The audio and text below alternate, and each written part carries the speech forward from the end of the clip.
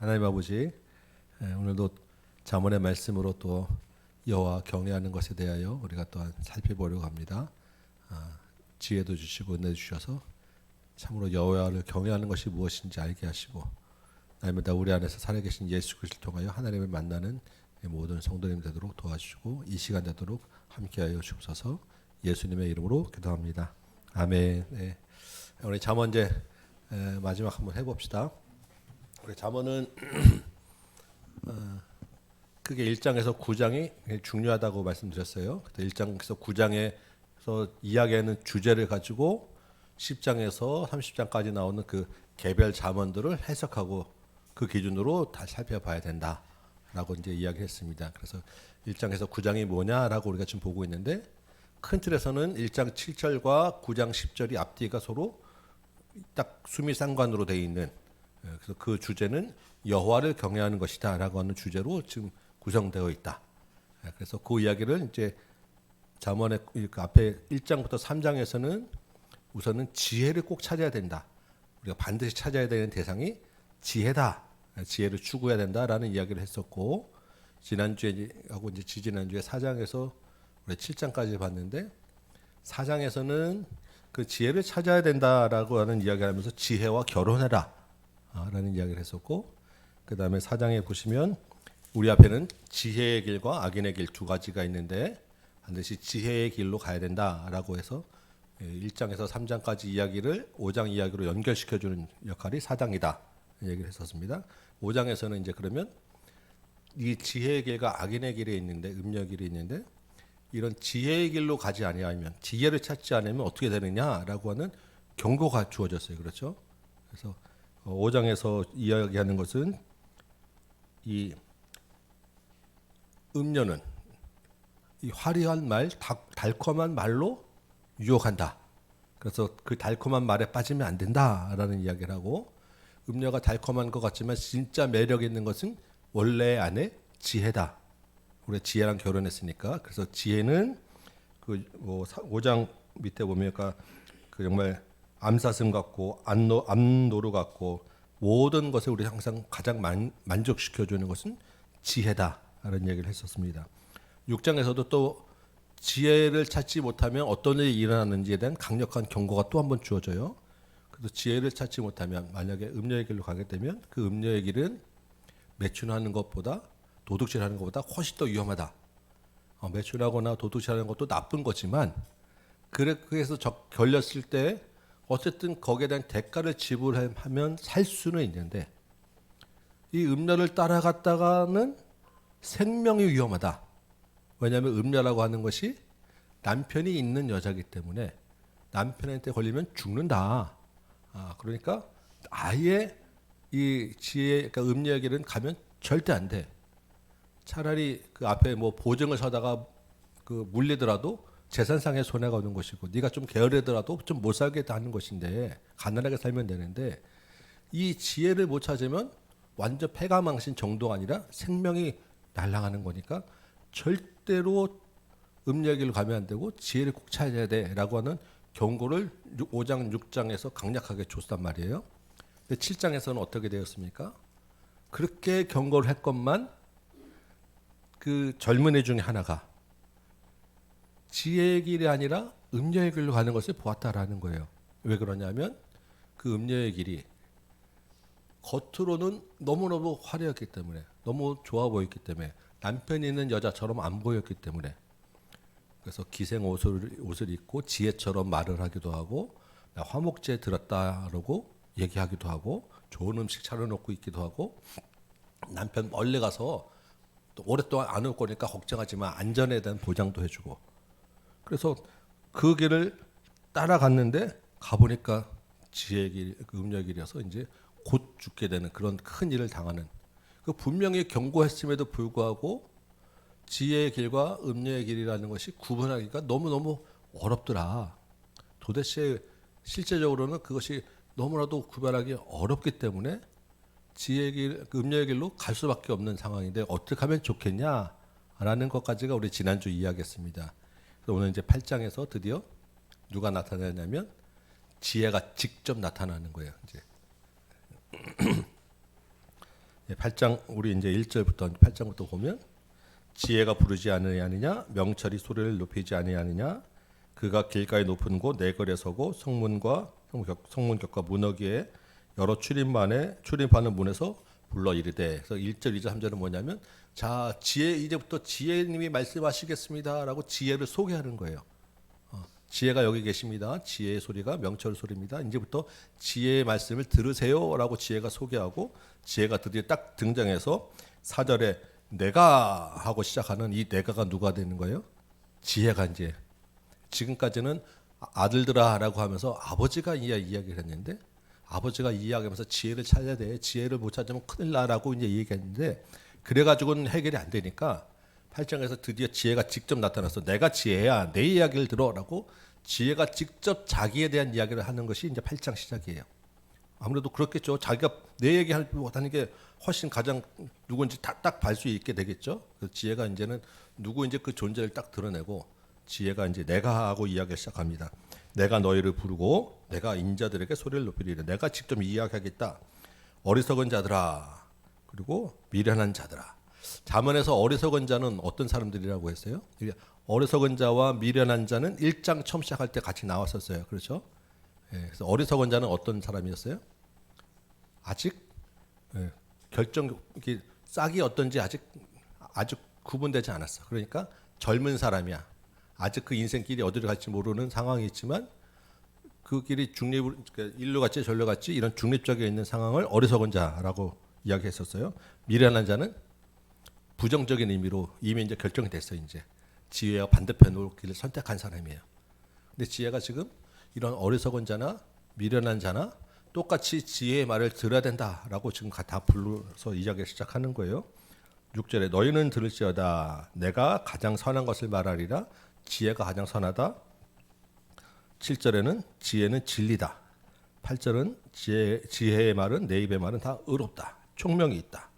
그 11절에는 지혜가 진리보다 낫다라고 하면서 왜 지혜의 말을 내 말을 들어야 되는지에 대한 이제 이유들을 이야기하는 거예요. 왜냐하면 지혜가 가장 선하고 의롭고 지혜롭고 공의롭고 가장 진리보다 귀한 거니까 지혜의 말을 들어야 돼. 내 말을 들어야 돼라고 이제 지혜가 스스로를 이야기하면서 자기 지혜의 이야기를 들어야 되는 이유를 이야기하고 12절부터 그럼 나는 어떤 존재야? 나는 이런 존재야라고 하는 그 지혜의 속성에 대해서 이야기합니다. 12절 보니까 나 지혜는 명철로 주소를 삼았다. 그 명철에 살고 있다. 그러니까 그 명철 그 자체다. 너희가 똑똑해지고 싶어? 그럼 나를 만나야 돼. 나를 찾아야 돼. 근데 내가 누구냐면 13절에 나는 여호와를 경외하는 것이야.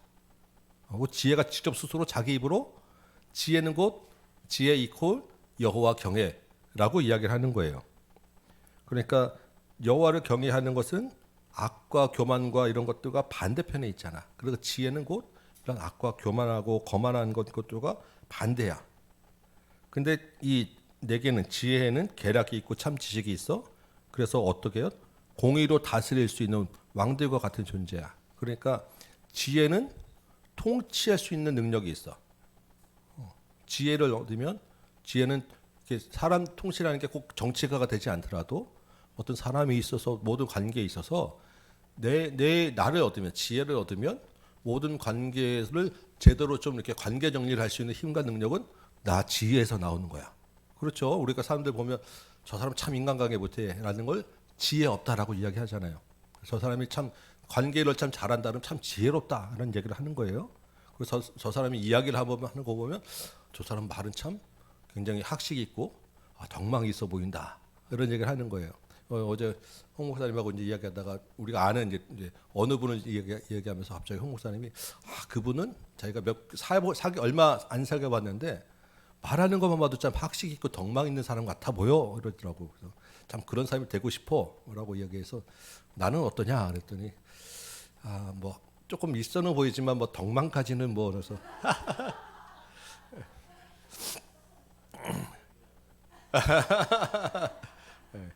우리가 딱 그냥 얘기하고 해도 보면 왠지 모르게 그 말하는 것만 봐도 이 사람은 진짜 좀 배운 사람 같구나.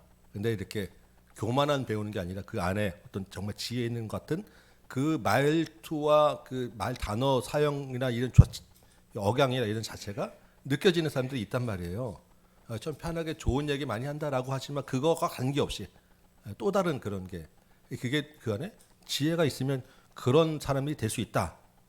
그런 사람이 이제 지혜 있는 사람이다라고 이야기를 하는 것이고 17절에 보니까 나를 사랑하는 자들이 나의 사랑을 입으며 나를 간절히 찾는 자가 나를 만날 것이니라. 21절에도 나를 사랑하는 자가 재물을 얻을 것이며. 그러니까 지혜를 사랑하면 지혜의 사랑이 뭐냐면 재물이라는 거예요. 그러니까 재물과 부귀 얻고 싶어? 재물과 부귀도 누구한테 있냐면 지혜한테 있다라는 거예요. 그러니까 세상에 정말 돈만 쫓아가서 사는 부자 말고 정말 참 부자다운 부자로 살고 싶어? 이거는 지혜에 있어 라는 이야기입니다. 여러분 재물 좋잖아요, 그죠? 근데 그 재물을 쫓아가서 얻는 게 아니라 지혜를 찾으면 재물이 얻게 되는데 지금 지혜가 스스로를 누구라고 얘기하고 있다고요? 여호와 경외라고 이야기하고 있다고요. 그 재물이 어디에 있다고요? 하나님에게 있다라고 지금 가르쳐 주고 있는 거예요. 그러니까 음녀와 비교했을 때 음녀의 길은 사망의 길이고 완전히 패가 망신하는 길인데 부자로 부귀하고 존귀하게 살고 싶으면 여호와에게 와야 된다. 여호와를 경외하는 길로 와야 된다라고 지금 계속해서 하나씩 점점 하나님께로 이야기하고 있는 것입니다. 그래서 나를 간절히 찾는 자, 정말로 하나님의 사랑을 얻는 자, 그 사람이 우리 이 땅에서 필요한 것도 하나님 안에서 얻게 될 것이다. 그러니까 지혜를 찾아야 된다. 지혜 안에는 부귀도 있고 지식도 있고 통치할 수 있는 능력도 있고 이러한 지혜 안에 속성들이 있어요. 그래서 제일 그 다음부터 이제 제일 중요한 이야기가 22절부터 31절까지 이야기예요. 우리 잠언 처음 시작할 때 이 부분을 잠깐 같이 나눠서 설명을 한번 했었습니다. 제일 중요한 지혜의 본질이 뭐냐? 지혜가 어떤 존재냐? 지금까지 뭐 통치하고 부귀를 주고 이거 다 좋은데 그것은 그냥 그 지혜 찾아서 따라오는 것들이고 지혜의 본질, 지혜 자체가 뭐냐라고 했을 때 이거라는 거예요. 22절부터 24절까지 먼저 보면 여호와께서 어디 계셨다고요? 그 조화의 시작, 이 조화의 시작은 그 하나님 여호와의 길이라는 이야기예요. 하나님 여호와가 이 뭔가 일을 시작하셨을 때, 여호와가 처음 시작하셨을 때, 곧 태초에 우리가 태초라는 시간은 인간이 생산할 수 없는 사실 시간입니다. 그 영원부터 영원까지 있는 그 어느 하나님이 존재하고 하나님이 그 일을 시작하시는 그 길에 그렇게 하나님이 계실 때 뭐가 먼저 같이 있었다고요? 지혜가 있었어요. 그래서 만세 전부터 하나님이 창조하기 전부터 지혜가 같이 있었고 바다가 생기지 않고 산이 세워지기 전에 이미 지혜가 있었다. 그래서 이 지혜는 모든 것보다 먼저 있는 존재, 그러니까 이 피조 세계에 속하지 않는 존재다라고 지금 이야기하는 거예요. 내가 지금까지 계속 지혜를 찾아야 된다, 지혜를 만나야 된다, 지혜를 찾으면 부귀와 영광이 다 있다라고 했는데 그럼 지혜가 누구냐라고 할 때 지혜는 이 땅에 없어. 이 땅에서 우리가 존재할 수 있는 그런 존재가 아니야. 피조 세계를 초월해서 먼저 있는 선재라고 하죠. 선재성. 초월한 존재야라고 지혜를 본조 그 얘기합니다. 그러니까 지혜의 본질은 누구한테 속해 있는 영역이냐면 창조주의 영역이야라고 지금 이야기하는 거예요. 자 이제 이야기하면서 이게 지금 누구를 가리키는지 우리 생각하면서 이제 여러분 보시기 바랍니다. 지혜는 창조주의 영역, 창조주가 처음 시작하는 그 창조주의 길에 있어. 그러니까 그러면 지혜를 만나려면 어디로 가야 돼요? 창조주가 여호와가 시작한 길에 가면 지혜가 있다 그러니까 그럼 여호와의 길에 가야 지혜를 만날 수 있을 거 아니에요, 그죠? 그럼 지혜를 찾으려면 누구한테 가야 되는 거예요? 여호와께 가야 된다라는 이야기를 하는 거예요. 왜냐하면 지혜는 여호와께만 속해 있는 존재이기 때문에 이 땅에서 어디 좋은 학교 가서 공부하려고 하지 말고 어떤 권세와 어떤 돈으로 살려고 하지 말고 지혜가 있는 것은 여호와에게 시작점에 있으니까 여호와께로 가야 된다 라고 지금 이야기했습니다. 되셨죠? 26절 땅도 들도 세상에 어떤 것도 짓기 이전에 지혜가 하늘을 지으셨어요. 그리고 궁창 물과 바다 모든 것을 지을 때 지혜가 거기 있었어요. 하늘과 바다의 생물들도 샘들도 다 지혜가 힘이 있게 했었어요.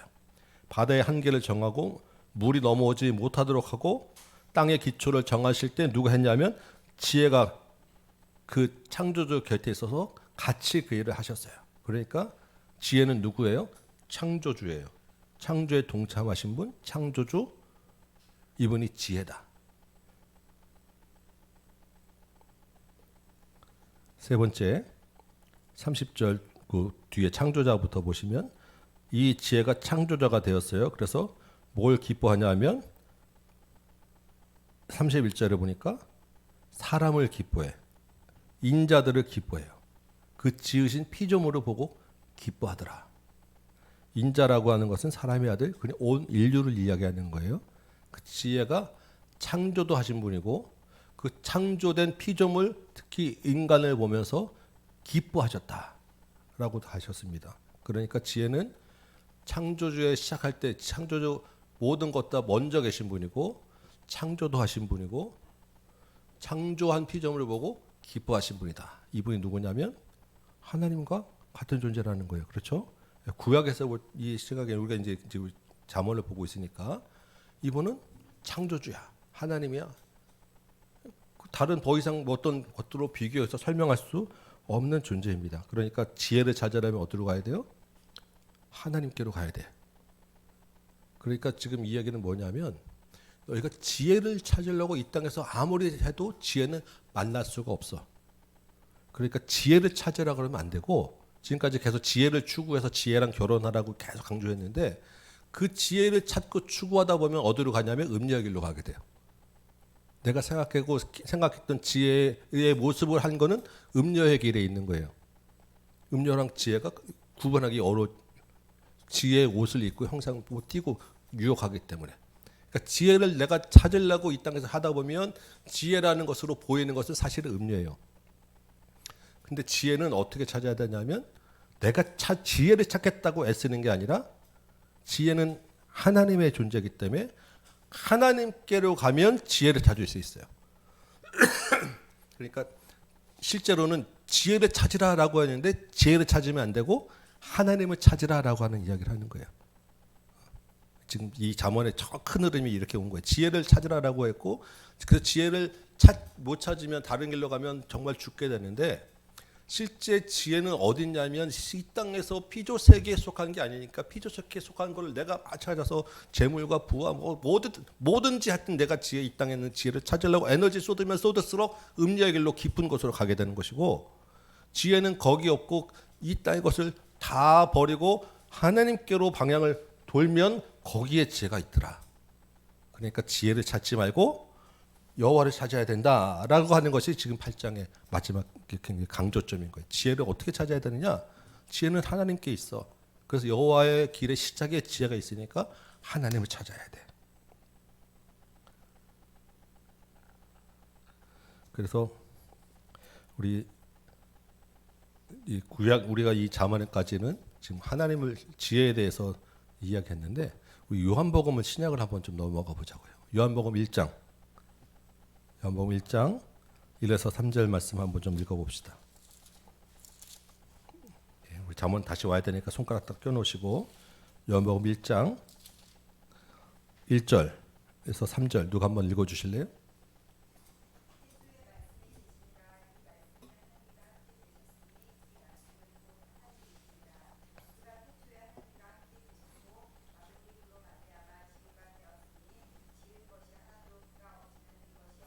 네. 지금 1, 2, 3절이 지금 잠언 22절부터 31절까지를 요약해서 딱 갖다 놓은 거하고 똑같습니다. 그렇죠? 잠언 지혜가 먼저 있었는데 태초에 계셨는데 태초에 그분이 누구라고요? 말씀이에요. 근데 이 말씀이 하나님과 같이 계시고 말씀이 창조도 하셨어요. 그래서 모든 만물이 다 그 말씀으로 통해서 지어졌는데 그 말씀이 곧 누구예요? 예수 그리스도라고. 우리 여기 골로새서 1장 한번 또 찾아볼까요? 하나 더 봅시다. 골로새서 1장 15절.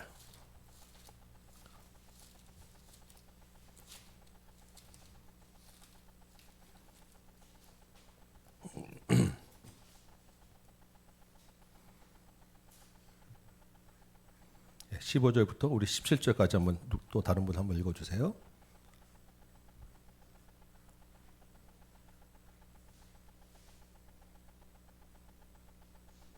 네, 1장 15절, 15절에서 17절.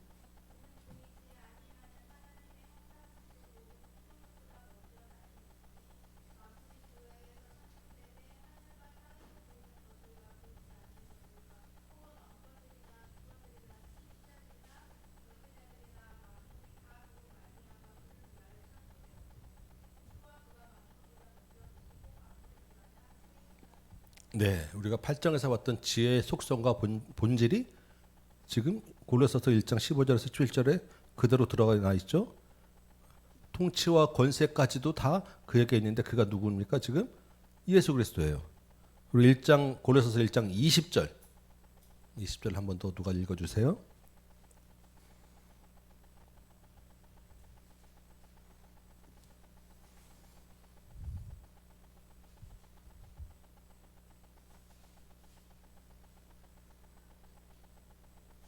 네, 읽어주시면 제가 뭐라도 하트 하나 이렇게 드리도록 하겠습니다.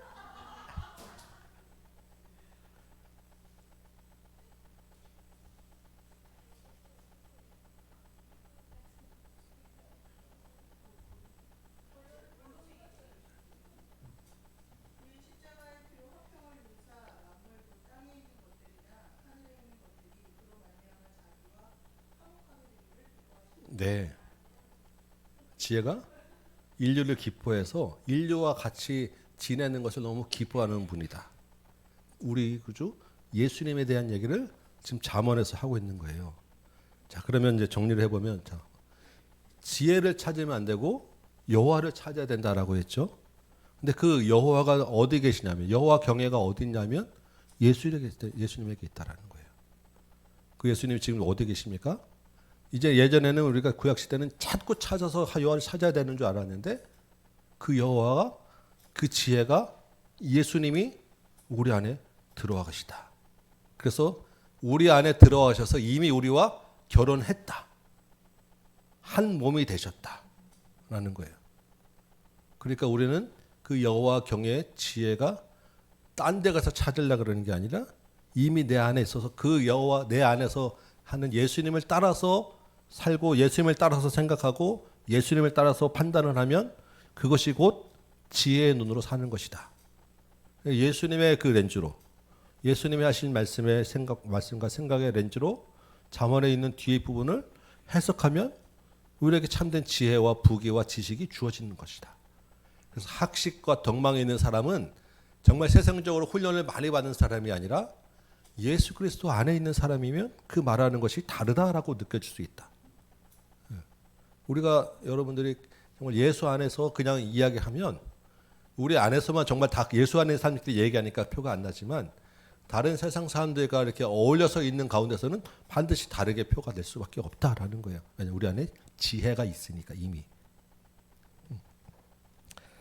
그래서 32절 볼까요? 자, 이제 지혜의 본질과 지혜가 누군지를 우리가 분명히 알았어요. 그래서 32절에 이제 아들들아라고 이야기합니다. 아들들아라고 이야기하는 사람이 누구예요? 지혜예요, 지혜. 그렇죠? 이 아들들아라고 하는 이야기를 어디서 했습니까? 우리 지난주에 4장 처음 할 때, 그렇죠? 그래서 그때는 누가 얘기를 했어요? 4장에서 아들들아라고 하는 이야기, 4장 1절에 아들들아 하는 이야기는 누가 얘기합니까? 4장 1절도 지혜가 얘기했나요? 아니죠. 아버지가, 그렇죠? 아버지가 아들들아라고 얘기했습니다. 근데 그 아버지가 아들들아 얘기했는데 어떤 얘기를 했어요? 자기의 아버지에게 들은 이야기. 그렇죠? 나도 아들들이었는데 내가 아들이었을 때 내 아버지께 들은 이야기를 너에게 할 거야 라는 게 4장 처음 시작이었단 말이에요. 그래서 그 이야기를 하면서 제가 어떤 이야기를 들었냐면 지혜가 이제는 위에서 아래로 세대에서 세대로 전해져 내려오는 거구나. 세대 간의 수직적인 확장이 있구나 라는 말씀을 드렸습니다. 기억나십니까? 자, 이제 8장에 지금 32절에는 똑같이 아들들아라고 이야기하는데 이때 이 아들들아라고 이야기하는 사람이 누구로 바뀌었어요? 지혜로 바뀌었어요. 그 지혜가 근데 아들들아라고 이야기할 때 이 아들들은 누구예요? 온 인류. 그렇죠? 그 앞에 31절에 인자들 나왔죠. 내가 인자들을 기뻐하노라라고 하면서 지혜가 인자들아라고 아들들아라고 이야기하는 거예요. 그러면 이거는 세대 간의 수직적으로 이야기하는 게 아니라 수평적으로 온 세계에 있는 사람들 전체를 대상으로 지혜의 범위가 넓어졌어요. 그 지혜는 위에서 아래로 세대에서 세대로 하나님에게서 받아서 밑으로 대대에도 전달해야 되지만 지혜는 같이 사는 인류 옆으로도 지혜의 이야기를 퍼져서 전해져 나가야 되는 거예요. 그러니까 수직적으로도 이게 확장되어지고 그래서 우리가 다음 세대를 위해서 기도하고 가르치고 우리가 다음 교회 아닙니까? 그 명색이 다음 세대를 세우는 이 수직적인 확장을 위해서 우리는 그래도 헌신하겠다라고 하는 교회입니다. 근데 우리는 이 수직적인 확장을 하기 위해서는 어떻게 해야 되냐면 수평적인 확장을 해야 돼요. 어떻게? 우리 주변에 같이 있는 분들, 같이 사는 우리 학부모들, 부모님들을 세워쓰는 과정을 해야 그 다음 세대가 세워지는 거예요. 내 자식만 바라보고 밑으로만 바라보면은 그것으로는 지혜가 온전하지 못해, 건강하지 못해.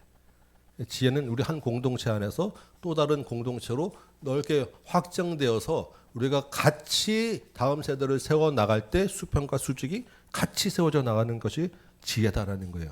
그게 예수 그리스도 안에 있는 공동체다라는 것입니다. 우리 한 세대만 여기서 신앙생활하고 끝날 거 아니잖아요, 그렇죠? 그러면 그리고 우리 아는 사람끼리만 믿음 생활하고 끝날 게 아니잖아요. 그래서 우리 믿음이라는 것은 수직과 수평이 같이 세워져 가는 것, 지혜의 확장이 수직과 수평에 같이 맞물려 있는 말씀이다. 지금 이 얘기를 하고 있어요.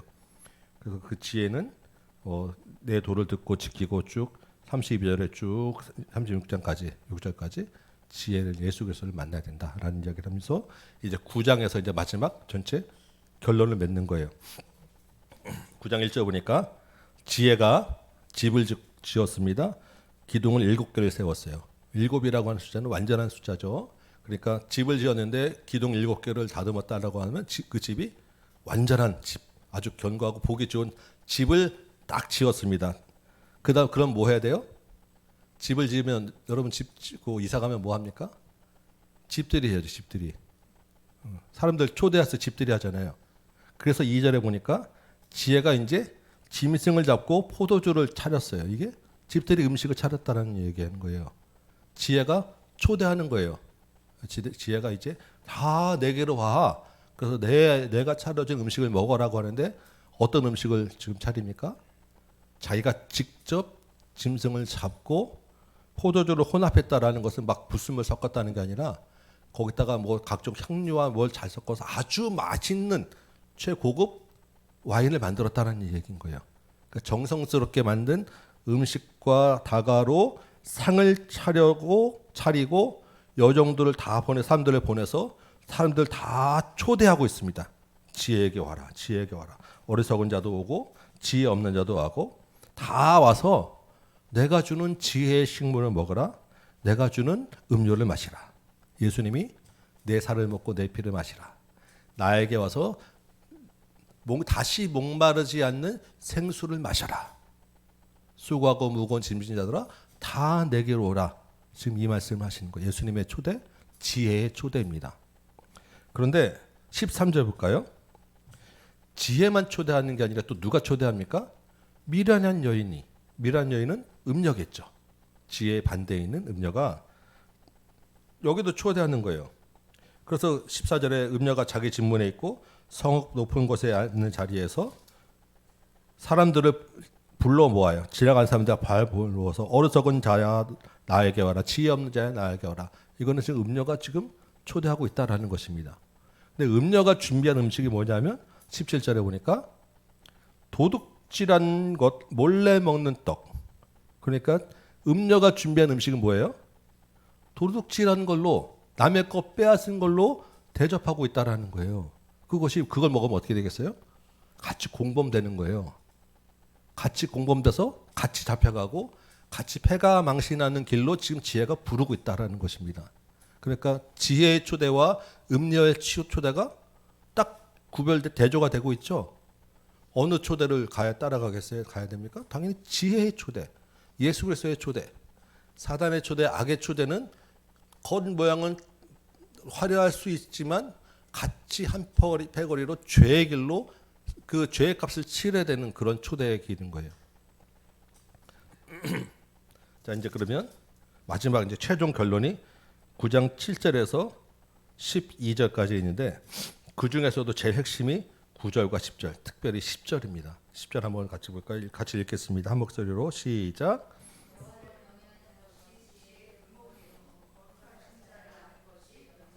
네, 그러니까 지혜도 부르고 음료도 부르지만 누구의 초대를 가야 되느냐? 지혜 초대에 가야 된다. 그 지혜는 뭐냐면 여호와를 경외하는 것이다. 지혜가 주는 음식은 뭐냐면 여호와를 경외하는 것이다. 여호와를 경외하는 것이 지혜의 근본이라고 되어 있습니다. 1장 7절에서도 근본 똑같은 근본을 썼어요.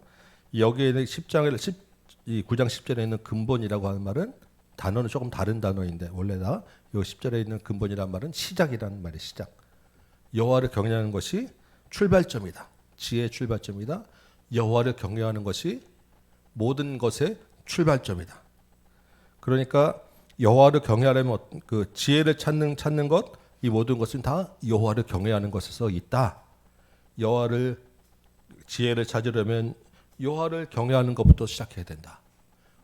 너희가 물질을 찾으려면 여호와를 경외하는 것에서 시작해야 된다. 너희가 행복을 찾으려면 여호와를 경외하는 것에서 시작해야 된다. 너희가 자녀를 잘 세우고자 싶으면 여호와를 경외하는 것에서 시작해야 된다.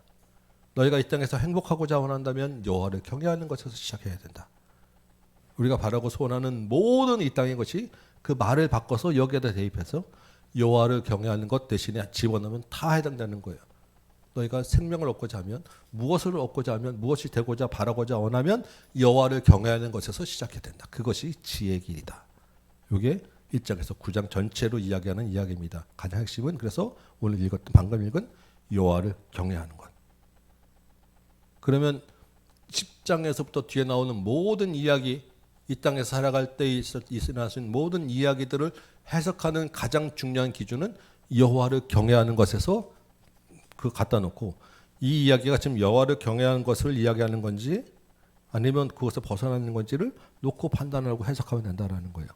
왜냐하면 똑같은 이제 10장 이후부터 이제 여러 가지 주제들을 이야기하는데 예를 들면 재물에 대한 이야기를 10장에서는 이렇게 이야기하고 또 뒤 다른 구절에서는 이렇게 이야기하고 가난이 어떤 곳에서는 가난하면 안 된다라고 이야기하고 어떤 곳에서는 가난해도 괜찮다라고 이야기하고 막 그냥 막 나온단 말이에요. 개별 자문들은 그때그때 그냥 관계없는 걸 갖다 모아놨으니까. 그럼 이거 전체를 읽을 때 조합해서 어떤 렌즈로 봐야 되느냐면 여호와를 경외하는 것이 무엇인가라는 렌즈로 재물을 바라봐야 되고 이 땅에서 부와 이 가난에 대한 판단을 바라봐야 되고 그래서 쭉 이야기하다 보면 30장에 보면 이렇게 되어 있습니다. 한번 더 볼까요?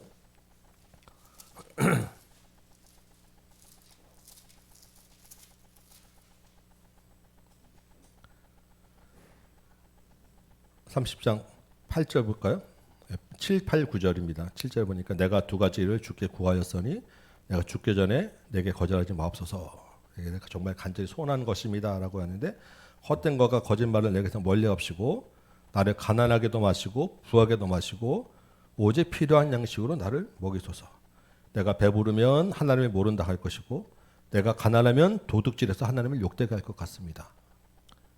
지금 이 앞에 이제 제가 이제 신대원 다닐 때 이제 이 잠언에 대한 수업을 하면서 교수님이 이제 주제를 몇 개 좀 주어주고 잠언에서 이 주제에 대한 구절을 전부 다 그 구절만 모아넣어서 비슷한 이야기하는 것들을 좀 이렇게 좀 분류를 해봐라. 그러면 그 잠언에서 그 주제에 대해서는 어떤 이야기를 하고 있는지를 좀 이렇게 조목조목 나눠볼 수 있지 않겠느냐라는 이제 숙제를 주셔가지고 제가 이제 그 돈을 좋아하니까 제가 재물에 대한 이야기를 한번 해보겠습니다. 그래서 이 물질, 가난과 부귀에 대한 뭐 돈, 물질, 가난, 복, 뭐 이런 단어 비슷한 단어 있는 것들을 잠언 1장부터 31장까지를 전부 다 해서 하나씩 다 지어가면서 하니까 한 몇백 구절 이제 나오죠. 그 구절들 다 모아놓고 비슷한 얘기하는 것들 이렇게 조금씩 한 세네 개씩 이렇게 분류를 시켜와가지고 해보니까 어떤 구절에서는 부귀가 좋다 얘기하고 어떤 구절에서는 가난이 좋다 얘기하고 어떤 구절에서는 가난하면 안 된다고 얘기하고 막 이렇게 섞여 있는 것들을 제가 이렇게 좀 정리를 해봤었어요. 그러면서 쭉 마지막 결론을 보니까 이 구절이 나오는 거예요.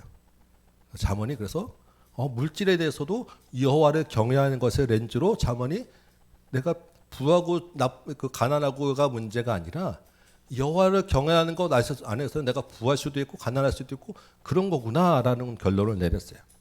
제가 뭐 사실 오늘 그 레포트를 한번 제가 이렇게 보여드리고 여러분과 한번 그걸 한 번씩 해보려고 했는데 이게 그게 이제 한글로 돼 있다 보니까 여기 제가 변환을 하는 걸 생각을 못하고 이렇게 뜰 줄 알고 갖고 왔다가 나중에 이제 기회 되면 시간 되면 한번 보여드릴 텐데 제가 한 두어 달 걸려서 그 숙제를 하고 당당하게 제가 이제 최우수 점수를 받고 극찬을 받고 이제 막 했는데 그래서 기억이 너무 이제 재밌었어요. 근데 잠언 여러분 1장 1절부터 31장 마지막 절까지를 하나씩 다 일일이 다 이렇게 빼고 더하고 해서 그것들을 또 비슷한 이야기끼리 이렇게 묶고 요건 요런 주제 이렇게 나누는 게 보통 작업이 아니에요. 한 번도 해보지 않은.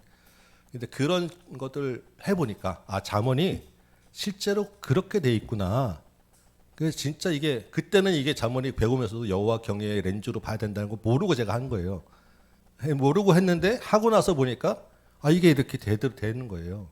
그래서 이 실제 정말 그런 삶을 우리에게 주는 지혜의 책이 잠언이구나. 근데 그 여호와의 경외의 렌즈가 이제 뭐냐면 지금 이제 다시 제가 준비하면서 보니까 여기 예수님이 계셨다는 거 이제 다시 제가 발견한 거예요. 이게 그래서 우리 안에서 예수 그리스도로 만족하고 살라는 얘기가 이거구나. 그래서 예수님의 그 우리 안에 충만하심이라는 게 모든 것을 우리에게 다 주시는 분이라는 것이 이거구나라는 것을 제가 잠을 보면서 새삼스럽게 이제 모자랐던 것도 이번에 제가 강의하면서 깨닫게 되었어요. 그래서 여러분 이제 우리 잠언 마지막 31장을 한번 봅시다. 이 31장을 마무리하면서 잠언에 대한 주제를 이제 이렇게 한번 보게 되는데 31장 처음 시작은 르무엘 왕의 이야기로 시작합니다. 그렇죠? 이제 르무엘 왕이 누군지는 중요하지 않아요. 르무엘 왕이 이야기하는 지혜인데 이 르무엘 왕이 자기가 들은 이야기, 자기 이야기가 아니라 어머니에게서 들은 이야기를 하는 거예요. 그렇죠? 르무엘 왕의 어머니의 이야기를 르무엘 왕이 합니다. 우리 앞에서는 지금 아버지의 이야기를 했어요. 그렇죠? 근데 아버지의 이야기를 통해서 지혜를 줬고 여기는 어머니의 이야기를 통해서 지혜를 주는 거예요. 그럼 아버지 어머니가 다르냐? 아니라는 거예요. 다 같이 하나의 이야기를 하는 것입니다. 그러니까 지혜는 아버지도 되고 어머니도 되고 하나님은 우리 안에서 아버지의 은혜도 주시고 어머니의 은혜도 주시고 같은 말씀으로 우리에게 주시는데 이 1절에서 9절까지 르무엘 왕의 어머니를 그 딱 두 가지로 요약하면 2절에 보니까 2절 3절 보니까 나쁜 여자들에게 힘쓰지 말라. 여자를 조심해라라는 이야기를 하는 거예요. 여자가 누구겠어요? 음료. 그다음에 포도주와 독주 4절 보니까 왕이 포도주와 독주 마시면 안 돼라고 어머니가 얘기했다는 거예요. 당연한 이야기죠. 근데 그 포도주와 독주가 뭐겠냐고요. 음료가 이야기하는 달콤한 것들. 우리가 지금까지 하는 세상의 것들. 패가 망신의 길로 이끄는 나에게 만족시켜 주는 것들에 빠지면 안 돼라는 게 이제 이야기입니다. 그 앞에 지금 1장에서 9장 했던 이야기를 아주 간단하게 이야기하는 거고요. 그 뒤에 마지막 정말 중요한 10절부터 우리 이 10절부터 마지막 이야기는 특별히 우리가 현숙한 여인이라고 이야기하는 그래서 현숙한 아내를 만나면 좋겠다. 이 현숙한 아내가 현숙하다라고 하는 단어를 딱 들으면 생각나는 것은 현모양처 아주 조신하고 이런 이제 아내를 맞으면 좋겠다라고 생각하는데 일단 이 현숙한 여인의 그 현숙하다라고 하는 이 단어가 무슨 뜻이냐라고 하는 것을 우리가 잘 생각해야 돼요. 여러분 혹시 룻기를 기억하십니까? 룻기에 누가 나오죠? 룻이 나오고 보아스가 나오죠. 성경이 룻기에서 그 보아스를 뭐라고 표현하는지 여러분 기억나세요? 보아스를 유력한 자라고 합니다. 유력한 자. 그 보아스를 유력한 자라고 했을 때 보아스는 어떤 사람이에요? 능력 있는 사람. 그게 현숙한 여인이에요. 그러니까 그냥 조신하고 살림 잘하는 현모양처가 아니라 능력 있는 여인이 현숙한 여인이에요. 이 여인이 얼마나 능력이 있으면 2절을 볼까요? 11절. 이 현숙한 여인과 결혼한 남편은 그 현숙한 여인을 믿습니다. 왜냐하면 산업이 필철하지 않기 때문에. 그 산업이라고 하는 단어는 전리품을 이야기하는 거예요. 전리품. 전리품이 끊어지지 않는 거예요. 전리품은 누가 가져옵니까? 전쟁에서 이긴 전사가 용사가 가져오는 거예요. 현숙한 여인이 이 전리품을 항상 갖고 와서 전쟁에서 이렇게 보급품이 항상 끊이지 않아 가지고 축하한다고 하는 거예요. 전리품이 항상 이렇게 차고 넘치니까. 그만큼 현숙한 여인은 싸움에 능한 전쟁에 나가는 용사가 현모양처가 되겠습니까? 능력 있는 싸워서 막 전리품을 끊이지 않게 가져올 수 있는 만큼의 힘 있고 능력 있는 부인이에요. 이 부인이 13절에 보니까 부지런히 손으로 일합니다. 그리고 14절에는 상인의 배와 같아서 먼 데서 양식을 가져요. 상인의 배는 뭘 얘기하는 거예요? 장사, 무역을 하는 거예요. 전 세계 글로벌 종합 상사의 대표주자 우리 현숙한 여인. 그래서 15절은 밤새기 전에 새벽부터 일어나서 온 집안 사람들에게 음식을 나눠주고 얼마나 힘있고 부지런합니까? 여정들 관리도 철저하게 잘하고 16절에 보니까 뭘 사요? 밭을 사요. 근데 아무것도 밭이 사는 게 아니라 잘 살펴봐서 좋은 땅 어디 있는지 보는 부동산 투자의 최고 큰 손이야. 그래서 자기의 손으로 그냥 얻은 것을 뭐래요? 포도원을 일궜어요. 그 말은 건물주가 됐다는 얘기예요. 우리 치면. 여러분 이게 그냥 집에서 살림 잘하는 현숙한 여인하고는 완전히 거리가 먼 어마어마한 지금 이 여인입니다.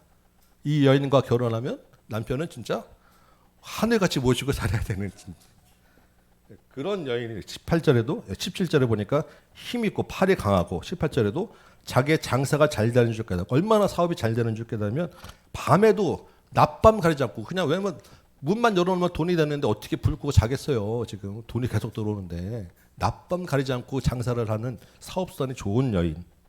이러한 여인이 현숙한 여인인데 이런 여인과 당연히 결혼해야 된다라고 지금 이야기하겠죠. 이러한 현숙한 여인이 근데 누구냐는 거예요. 30절에 보니까 오직 여호와를 경외하는 여자가 칭찬을 받으리라.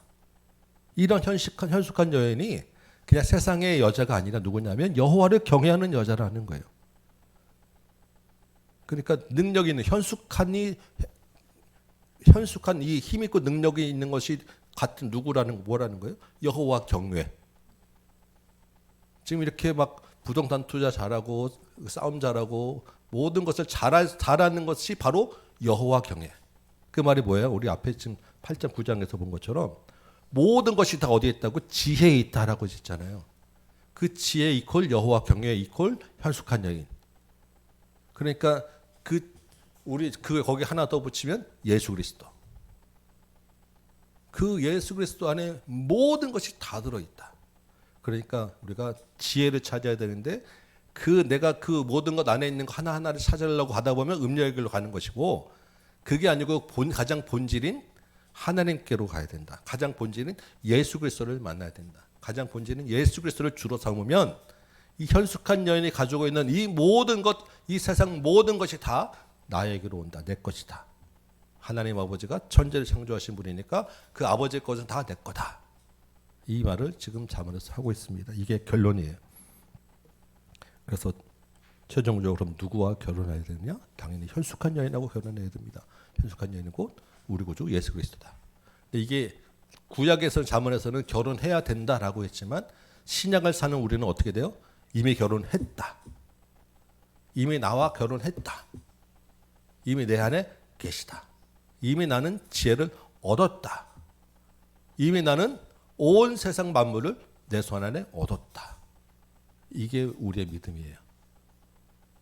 그래서 주님 나도 언젠가 현숙한 여인을 만나게 해주세요. 지혜를 만나게 해주세요. 이게 아니에요. 우리는 이미 주님 내 안에 지혜와 결혼한 줄 내가 믿습니다. 그 지혜가 그 예수 그리스도가 나를 온전히 주장하게 하여 주옵소서. 우리는 예수님이 내 안에 있다고 하지만 시시때때로 자꾸 예수님의 자리를 내가 올라가려고 지금 하잖아요. 그래서 성령 충만하다고 하는 것은 이 성령 우리 안에 계시지만 그 성령에 온전히 순종을 해가는 범위가 늘어나면 늘어갈수록 내 안에 성령의 범위가 커지는 것이고 예수님의 범위가 커지는 거예요. 그 내 안에 그 예수 그리스도가 온 전체를 다 가득 채울 수 있는 단계까지 바꿔가는 게 성화입니다. 그게 오늘 아까 예수님이 설교한 것처럼 벽을 넘어서 하나씩 내가 이제는 이 사람 미워하는 관계를 넘었으면 그 다음에는 이제 미워하는 정도가 아니라 그 사람을 사랑하는 단계까지 가고 그 다음에는 그 사랑을 넘어서 그 사랑에게 예수를 전할 수 있는 단계까지 가고 그 다음에 그 예수로 인해서 내가 어떤 어려움까지 견디고 감당할 수 있는 자리까지 가고 이제 그게 어느 상황이 있었든지 다 내 삶의 생활화가 되는 단계까지 하나씩 이제 바꿔 나가는 게 성화의 단계라고 하는 거예요. 우리가 지금 그 중간 어디쯤에 있는 것입니다. 그 중간 어디쯤에서 만나는 과정은 하나님 보시기에 그래도 요만큼은 감당할 수 있으니까 여기까지 해. 그래서 그게 나의 순교야. 내가 정말 돌 맞아 죽지 않더라도 잠깐 내가 하기 힘든 거 요거 하나 하는 게 오늘의 나의 순교예요. 그래서 그 다음 단계에 가기 위해서 그래도 내가 이제는 좀 내 주머니에 하나를 털었습니다라는 게 내 예루살렘 교회에 나를 흩은 것처럼 나를 흩으신 거예요. 그 다음에는 내가 좀 더 버리기 힘든 거 하나 더 내가 내놓습니다. 그 다음 나를 흩으신 거. 이렇게 우리가 순교와 흩어짐의 과정을 반복하면서 지금 가고 있다라는 거예요. 그래서 내가 예수님 잘못되면 나는 언젠가 죽게 되겠구나. 이미 죽었어요. 이미 죽고 오늘도 죽고 있고. 그래서 두려움으로 그런 과정 믿음에 내가 너무 잘못되면 안 되는데라고 하시는 게 아니라 더 그 높은 자리에까지 예수님과 더 가까운 자리까지 우리가 날마다 가야 된다. 그게 잠언에서 말하는 여호와경의 지혜를 찾는 것이다라는 것을 기억하시면서 오늘 이제 잠언 강의를 이제 마무리하도록 하겠습니다. 네, 괜찮으시죠? 우리 배운 걸 가지고 이제 10장부터 한번 좀 새롭게 보시기 바래요. 그러면 잠언 말씀들이 좀 새롭게 보실 수 있어요. 그래서 한 절 한 절 보다가 이게 조금 고 한 절만 보지 마시고 쭉 보면서 앞에 반복돼서 같은 주제로 이야기하는 것이면 좀 모아서 그 전체는 뭘 얘기하는가 이렇게 좀 보시면 훨씬 더 아마 새로운 자문이 열릴 것입니다. 네, 기도하겠습니다. 아버지 하나님, 여호와를 경외하는 것이 지혜의 근본이라고 말씀하셨는데 그 지혜가 이미 우리 안에 들어와 있고 예수 그리스도가 지혜인 줄 우리가 깨닫게 하시니 감사합니다. 주님이 주신 지혜, 살아가신 예수님과 함께 믿음의 길, 성화의 길 가는 우리 모든 성도들대로 도와주옵소서. 예수님의 이름으로 기도합니다. 아멘. 네, 감사합니다. 수고하셨습니다. 네. 다음에 이제 또 다른 책으로 우리 지혜서를 한번 보도록 해서 합시다. 네.